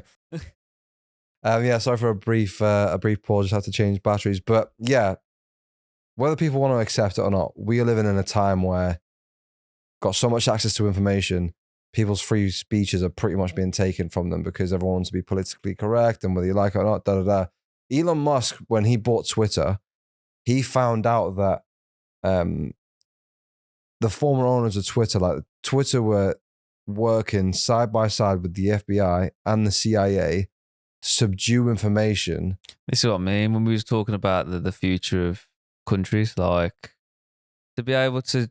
I mean, you can't predict where it's going to go, but you hear stories like that, and it only worries you anymore. Because it's scary. It's scary because you don't know what you'll read anymore, if it's truthful, if it's not. And at the end of the day, you're never going to know. And I think that's the biggest question. Like, I've deleted all news. I don't follow any news, don't follow any social media stories, nothing like that. Like, because I don't believe anything anymore. And I feel like saying that 5 years ago, people think you're mad. But saying that today, it's almost as if like people are like, yeah, I don't blame you, because you don't actually know what's true. Well, perfect example is Kate Middleton. Yeah. Remember all the stuff that was going on a few weeks ago about Kate Middleton, and even people now questioning. I mean, people thought the first video was AI, and now even more people are like, "Oh, well, what's going on now?" Yeah, like you just don't know. And I think what's scary with AI is, and it almost plays into the simulation theory as well, is that like AI is going to get to a point, and potentially has already got to a point where it is indistinguishable to real life. So when it does hit that point, what's real life? Yeah. And that's the thing. It's like, I think we're in a very fast growing world now, where it's kind of like you need to make those decisions and take those chances like now, because it will be too late. I think going back like 5, 10 years ago, it was never too late. But I feel like now, there is a time on certain things, especially like even look at our industry, how saturated it's getting, how easy it is to create content now. Like what separates you from, someone just going and getting, because you can go and get a really good camera lens. iPhones. I mean, like there's some of the stuff that people produce on just that alone. Like it baffles me now because it's kind of like, you've got to do something to stand out more so than ever now. And I think in a world where I feel like everyone's trying to do the most. You've got to be the person that is, and a lot of people might say that they are, but realistically, when you put it into like facts and figures, who really is? And I think the time is now to really act on that, because at the end of the day, it will be too late for you because you've not made the steps soon enough in order to get ahead while you can. And I feel like in this world, when it comes down to it, it's going to be what you did do rather than what you didn't do. And making one little decision now could probably fast track your life by 2, 3 years without even realizing it. So, do you know what a goal of mine is? I'd love to. I'm not undecided whether I want it to be in Asia or South America, but like on the topic of like worrying about the future and not knowing what's next, I don't think if shit really went down, I don't think Europe's the best place to be in personally. No. But who am I to be an expert in that? But that would be my opinion. I would love to have a plot of land in the middle of nowhere in Asia or in like South America and just. But isn't that depressing thinking about that as well? No, okay, well it is. No, but I okay. But you just mean in regards to I mean, yeah. I envision like a plot of land where I've got like 6 houses on it. It's like family or friends can I want to build like a little community, because I do think no matter where the world goes, there are always going to be communities and hubs that will still thrive. Yeah, people thrive together, and I think people thrive in bad scenarios rather than good scenarios as well, because you've got no other option. You know what I mean? You've got no other choice to make. So it's crazy. Did you ever were you ever interested in history at all in school or? No, not really. Nah. It's weird that is, because like you'd think you would, because I think you learn a lot about futures when you learn a lot about histories, which is a juxtaposition in itself, because I feel like history repeats itself a lot. I was going to say, you took the words out of my mouth. That is one thing that my history teacher always banged on about, was that history repeats itself. And I think Elon Musk had a really good, I don't think it was his quote, but I think he just retweeted a quote, and it said that things aren't getting dark in the world right now. Something I'm paraphrasing, it's not exactly, but things aren't getting dark now. It's just the veil in which you thought the world was is being lifted. Right. Which I think is interesting, because it's true, because I think now people are starting to see the world for what it really is rather than what they perceive it to be. And I think years ago, what you kind of saw is what reality was. Whereas now I feel like everyone's vision of reality is really blurry. And it's only like now we're starting to put our glasses on and see what it really is. And, it makes a lot of sense, that quote, really, when you think about it a bit more. Well, I think COVID really changed a lot of people's ideas. COVID changed everything. COVID changed absolutely everything. I was completely against pretty much everything from the get-go. I saw right through it. But as a lot of people also were in the same position, I ended up getting both of my vaccinations, even though I didn't want to get them. Yeah, same. And that was purely because I spent a whole year arguing with my parents. Yeah. And I wanted to go home at Christmas, and you couldn't enter the country without a vaccine. So I was like, okay, you've got me. That's why I did. The only reason I got my vaccine was because a job came up in America and I had to get them. And again, that's a decision where I didn't want to make it. It was a hard decision to make, but it allowed me to go and, work in New York. But, I even had those conversations with people. But if you have those same conversations with people that disagree with you now, I bet you their ideas of it are probably on the same tracks that you were back then. Well, it's amazing, because when all of that was going on, I mean, it was such a unique time. No one knows what's going on. It was such a weird time that we've experienced in our life. So weird. It was like the plague. Oh, what? Like plague. Yeah. I mean, it was a fucking cold. Really. You know what I mean? Like it was just, I'm just in the sense where everyone was scared. No one really knew the facts about it. Like when you just literally put it into perspective, how mad it is that us walking around London today, just looking at people all stood together, having a drink and a laugh.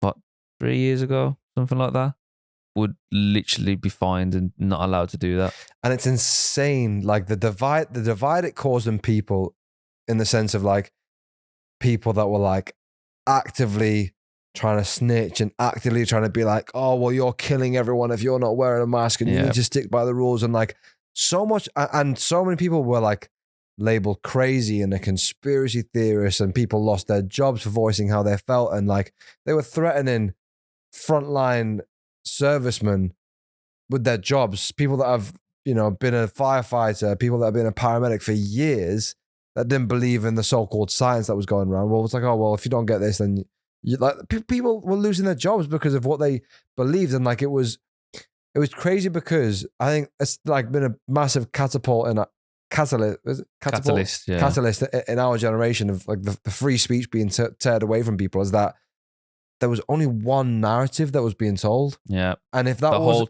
the whole time, there was one narrative. And if you didn't believe that, you're crazy. You're a conspiracy theorist. You deserve your job taken away from you. You don't deserve this. You don't deserve that. You deserve to be the black sheep of society, which is insane. I mean, they opened drive-through takeaways, McDonald's, Burger King, before you could go to the gym. Yeah. Yeah. Also, there wasn't a single time. There was no logic behind anything that they did. And that's what... And all the people that were making these rules were all doing the fucking opposite. It's like only now you're seeing all the true stuff. Well, and do you know what gets me the most in this country? Isn't what's happened. It's the repercussions to the people that have done it, and there's none. And that's what blows my mind. Like, if you want to earn the respect of a country back, you punish the people that caused the issues in the first place. But the people who were making our decisions are the people who caused those issues. So it's never going to happen. And it's just weird because, like, as like people of the public, we have to just sit there and just take it. And that's why when I say to people now, just be selfish in your life, do what you've got to do, because there's no way on earth that you are secure 100%. You don't know what's around the corner. It's the same way you could walk out today and get hit by a car. Like, are you going to be happy with the decision you've made? Do you know what I mean? Like, you've got to do absolutely everything, I think, in your power to do what you want, because and people can just people can just take it away from you. Do you know who Pat Wilson is? No. So Pat Wilson is this DJ from Essex, and he really opened my eyes up to. I mean, like I said, I was already aware of how I felt and the bullshit that was going on around it, but Pat Wilson was someone I started following when COVID really started kicking off, because he kind of went through a bit of a mental breakdown online as he was going through it himself. He was kind of voicing it, but I say mental breakdown, and I mean that in the nicest way, because he was, in my opinion, projecting how a lot of people felt. Yeah. A lot of people, we all saw it. I mean, people that had addictions that really went through it in COVID, and you either kind of went one way. You either had an addiction that went through the roof even more, or you went completely clean. There was no in between.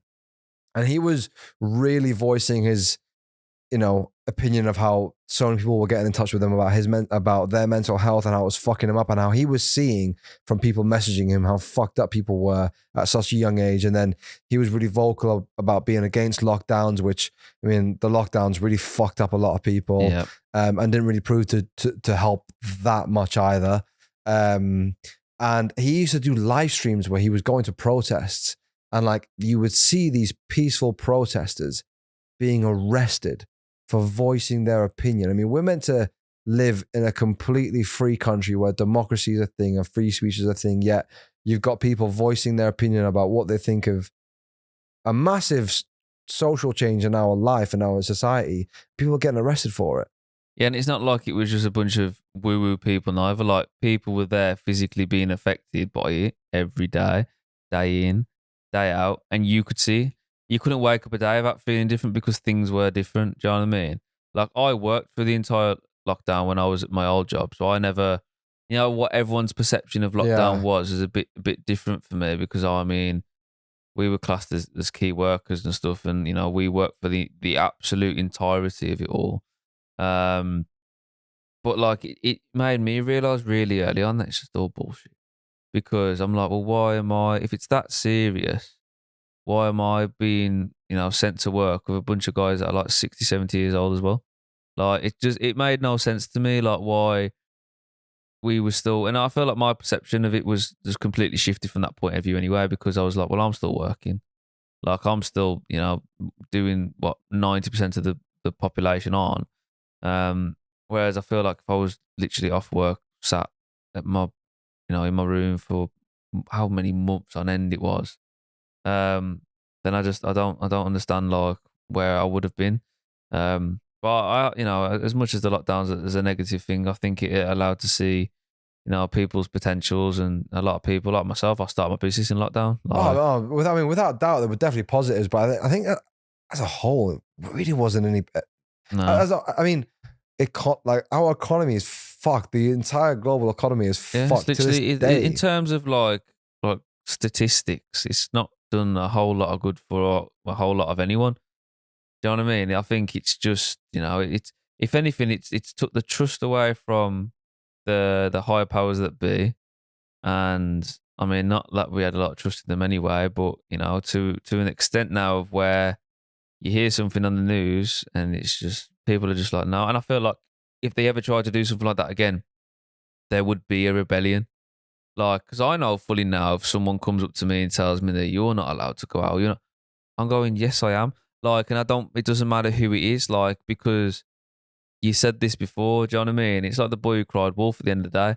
Like, there's only so many times they can do something before people are going to get sick of it. And I don't know what they thought to achieve by doing that for so long, because now there's no chance that a lot of people would listen to people, even if something did like that seriously happen and it was, a serious thing.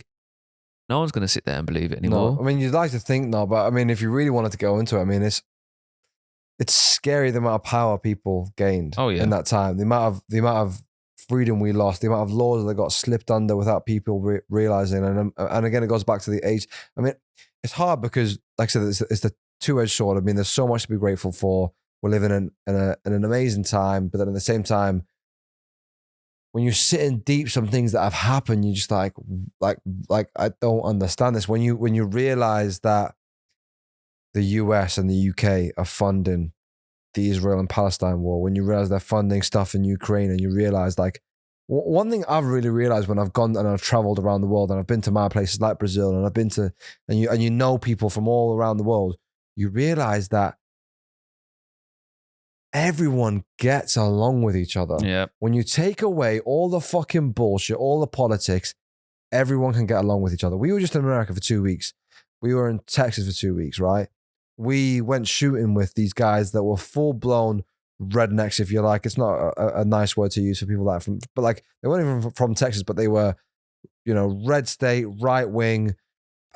They were the loveliest people. They were so kind. They were so welcoming.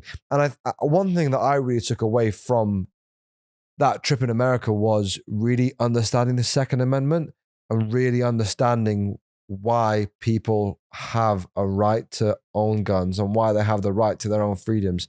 You may not agree with it. You may not want a gun.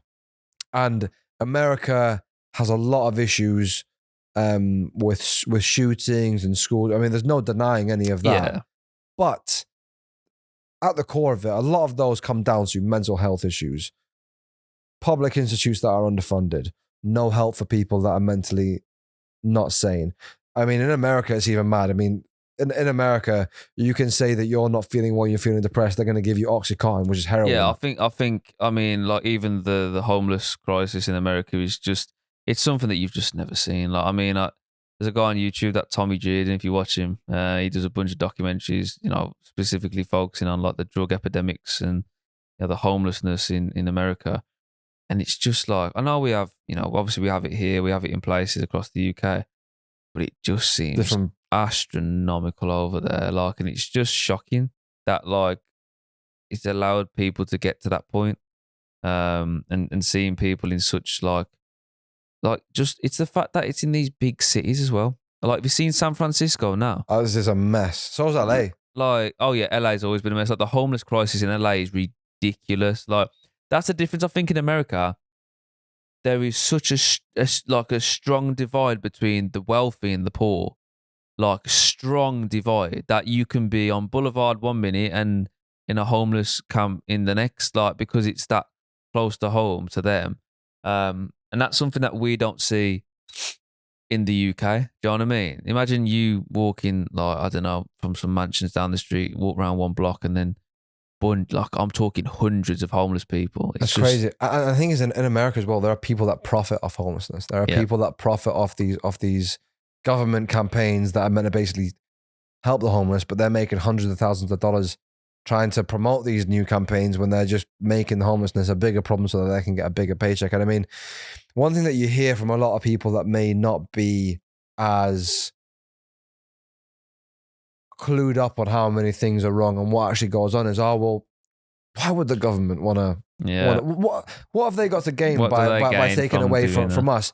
And it's mad that people have that perspective, because when you sit down and you realize, like in America, they don't have money to fix the homelessness problem. They don't have money to help their own people. They don't have money to help the veterans. Yet they're sending billions of dollars to Ukraine to fight proxy wars. Even break it down to a smaller scale, when they have someone from a different state or some other president from a different country. Why are all the streets clean? And why have they moved everything around? And why is all the litter off the floor? Like, why is it that on the bare bones of basics that they can do that when they want to, but they can't afford to do that when it's just for the everyday taxpayer as well? And it's like, that's another thing as well, like, the taxes and stuff like that. And crazy. I think the cost of living in the UK now, and it all boils down to what we talked about earlier, like looking after yourself and protecting yourself, because look how high energy bills went like in the last year. And all these energy companies are all making record profits. Yeah, exactly. And no one's saying nothing about it. But then again, like, I mean, I don't agree with it and stuff like that, but that's a man that could and did. Like, and that's the bare bones of it. And I would never do something that's immoral in that sense. But at the end of the day, like, that's, how I see life. If someone can take the piss, they're going to do that.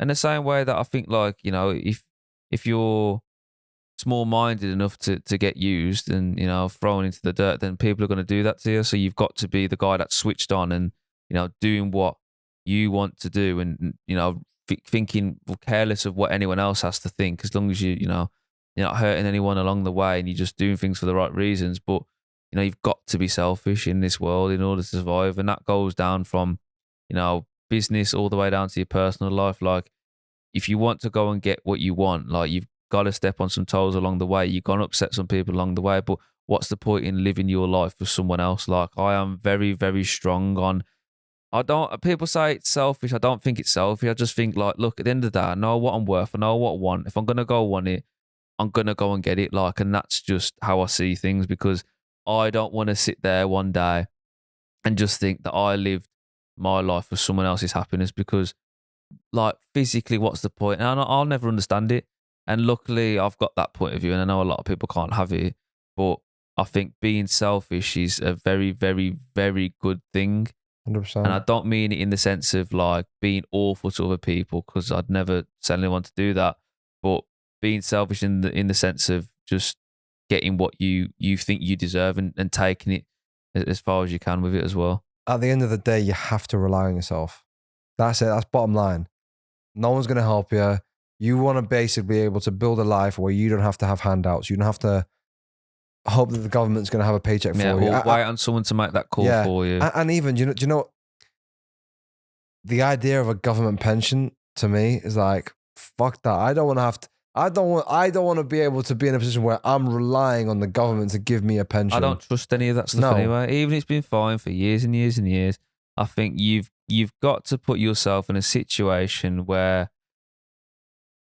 if all hell breaks loose, what are you going to do in order to combat that? Like, right now, I know right now, me and you probably can't have that conversation because we're still working out how we're going to get there. But if I sat down to you and I said, right, everything's going to crumble tomorrow, what would you do? You probably wouldn't know. You'd have some idea of what you do, but you can only go so far because you're limited. Whereas, I know me and you want to get to a point where it's kind of like, I'm ready now. Whatever happens, because I've made all the right decisions for me along the way, and I know where, this is gonna lead. And I think it baffles me that people still live in this day and age and see all these things that happen and still don't have an exit plan.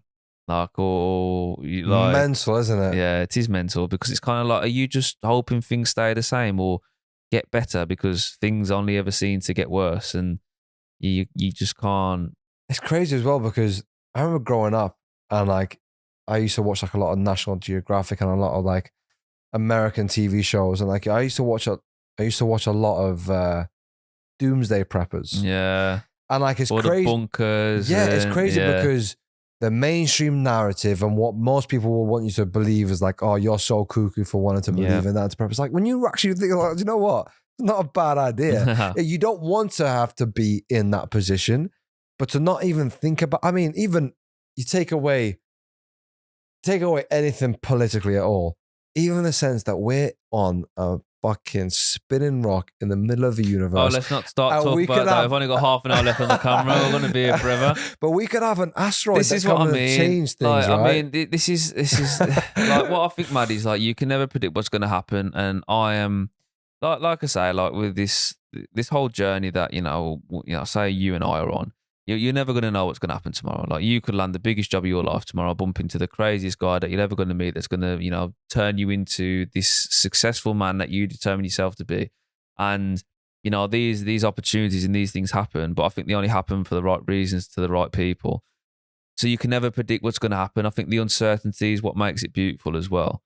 And I'm a very big believer in like, if it happens, it happens. And if it doesn't, it was for a reason.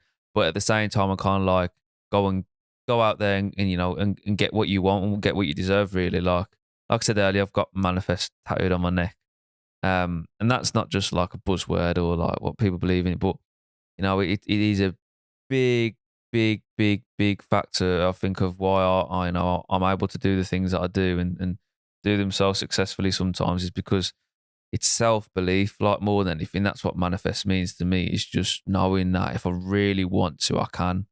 And just making sure that every step along the way that I'm doing everything that I can to make sure that my dreams become, a reality every day, that every decision I make is the right decisions for the right reasons. But I feel almost as if people lack that, because maybe they are too comfortable, and that can be from the way they live, the government they're with, the country they're in. Like, think how many amazing people come out of third world countries that don't have a lot going for them because they've got no other reason. So easy to think in one way when, things are kind of given to you a little bit. You might not be great or comfortable, but, you've still got a roof over your head and a job to go to. And, you might be paying X amount of tax, but, it's still enough to live. And even when you are comfortable, I think you're not really comfortable because you're still, thinking about all these other things. And I think that's why you find so many great people in these like really poor, deserted countries and these amazing. Think of all the, like, look in Ghana, for example. Look at all the success stories that come out of like these tiny little villages. I know you said earlier, like, you're grateful for living in the UK because you felt like in Malta you didn't have as many opportunities as you would here. But if you were hungry enough, you probably would have gone out and got those opportunities. I just think it's a lot easier to access them over there. I mean, over here, sorry. So I think, in thinking of like future wise and stuff like that, I think people just need to be less scared about the decisions that they make, because inevitably you don't know what's around the corner. And lockdown's a perfect example of, you might have done everything that you thought was right for the right people, but it can be taken away from you in a second, like if you've not acted on it now. So yeah. You're just looking at me like you love me now. Well, I was going to say, Bailey, KNMA, that's a beautiful way to end this podcast, I think. Oh, amazing. I had the final words there. Yeah. Oh, that's great timing, actually, isn't it? Thank you for coming on, man. No, honestly, man, I really appreciate it. Hopefully I've got some more stories for you if we do it again. Well, I mean, we'll definitely do this again. 100% do this I feel again. Like we just touched the iceberg. I know. No, I spoke about the government for about 45 minutes instead, didn't we? But I just want to end by saying I look up to you, man. I appreciate you always being there for me. I appreciate the generosity you always give to me. And like I said, I admire you as a person, the way you carry yourself. I admire your work, and I don't doubt that you are going to have an amazing future, and you're going to manifest everything that will come to light. So thank you for coming on, brother. I appreciate it. I appreciate it, bro. I really do, man. And likewise to yourself. So yeah. Finally got it going. Maybe that was the wine that was talking, all that nice stuff you just said about me. I can't lie. I'm low-key a bit drunk right now. Yeah, we bought a bottle of wine, and because I'm driving, I've only had a little bit. This guy's caned half the bottle, and I'm pretty sure he's going to finish it on the way home. So, yeah. But again, Paul, honestly, long time coming, but I'm super, super glad we did it finally. My guy, I love you, bro. Love, bro. Wait, where can people find you? So yeah, Insta, I've got it on my fingers everywhere. KNMA.visuals. That's all you really need to find me on. Everything else is on there. If you want to check out the YouTube, I'm doing a lot more on there soon, but that is KNMA Visuals as well. Pretty much everything is KNMA Visuals, so just give us a contact on there if you want to see and follow the journey like Paul has. But yeah, it's been a pleasure, and I'm sure I'll see you on another podcast very soon. That's the end. That's the end. Peace. Yeah.